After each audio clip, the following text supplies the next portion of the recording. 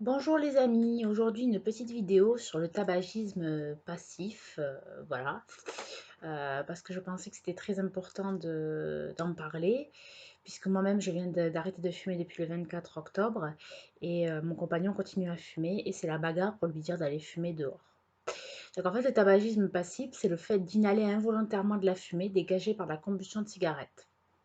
Donc en fait, voilà, c'est un, c'est le fait de respirer la fumée de cigarette de personnes qui fument. Donc la fumée de cigarette contient environ 4000 substances chimiques différentes, dont 60 sont cancérigènes. Et celle de la fumée de cigarette qui est émanée des gens qui fument contient 3 fois plus de monoxyde de carbone, 7 fois plus de benzène, 70 fois plus de nitrosamine et 100 fois plus d'ammoniac. Donc, c'est quand même assez important et c'est très dangereux pour la santé.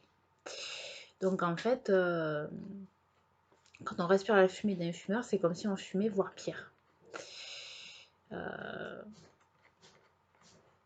donc, voilà. Donc, normalement, quand vous fumez, vous ingérez des substances toxiques. Mais quand vous faites respirer la fumée de votre cigarette à quelqu'un d'autre, c'est encore pire parce que la personne qui ne fume pas aspire toutes les goudrons et de la combustion de la cigarette du fumeur.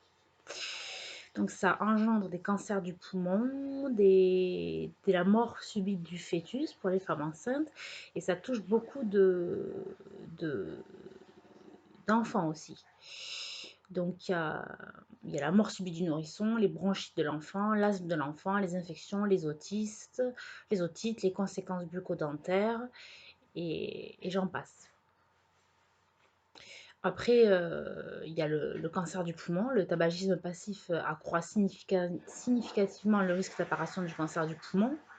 Ça a été confirmé sur plus de 50 études épidémiologiques.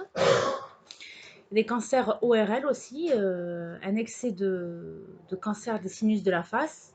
Chez les sujets exposés au tabagisme passif, le risque de cancer des sinus se multiplié à 2 à 6 fois.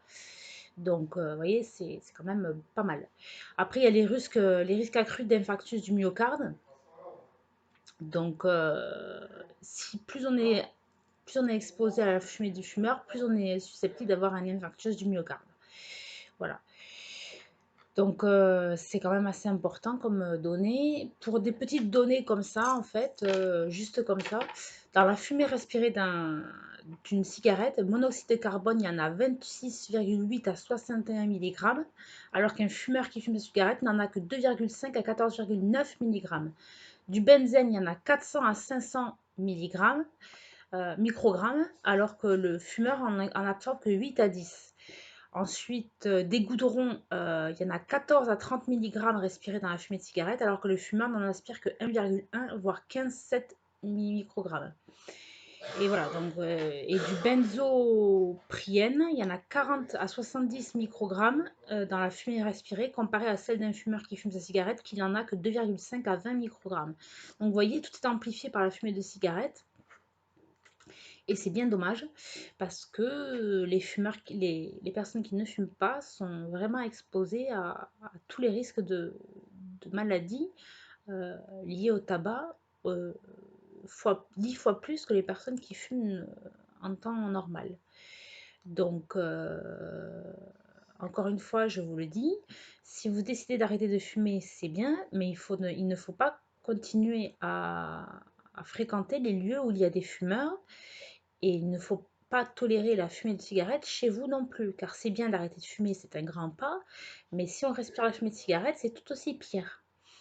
Donc moi personnellement, je me bagarre avec mon compagnon pour qu'il aille fumer dehors, ce qui n'est pas gagné, mais il faut vraiment que la personne qui arrête de fumer arrive à se faire respecter et arrive à faire fumer les autres dehors et ne pas respirer la fumée de cigarette. Il est très important pour les enfants aussi de ne pas respirer la fumée de cigarette des parents, car comme je l'ai dit plus tôt, il y a des risques de bronchite, d'asthme, des risques bucco-dentaires, des risques d'otite, des risques sur tout le système sanitaire de l'enfant. qui est exposé involontairement à la fumée de cigarette. Et ça peut nuire à son développement, ça peut même faire des, des problèmes cognitifs, des problèmes psychologiques, des problèmes de développement neuronal. Ça peut aller très loin.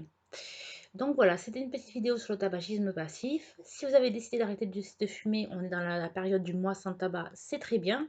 Mais n'oubliez pas les petits à côté, c'est-à-dire ne pas vous retrouver dans un endroit où il y a des fumeurs. Car arrêter de fumer signifie qu'on arrête d'inhaler des goudrons, qu'on arrête d'inhaler toutes ces saloperies. Mais si on les inhale par une autre manière, ça revient au même. Donc, arrêter de fumer, oui, mais arrêter de fréquenter les fumeurs aussi. Voilà, donc c'est une petite vidéo sur le tabagisme passif, j'espère qu'elle vous aura plu et je vous fais de gros bisous.